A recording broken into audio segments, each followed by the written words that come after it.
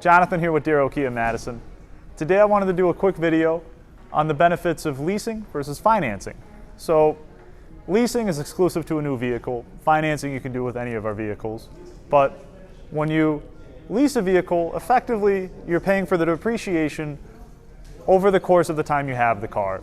So you make a monthly payment that accounts for the decrease in value over the time that you drive it. Whereas financing, you just make monthly payments on it.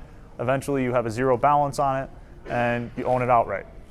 So leasing, in certain circumstances, will have a lower payment. It depends on money down, the particular vehicle, credit, a number of considerations. Financing, pretty straightforward.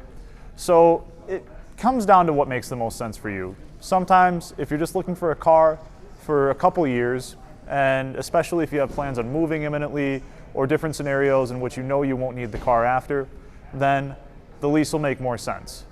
If you plan on owning it long term, almost every time financing, the math is just going to make more sense. So there's a lot that goes into it.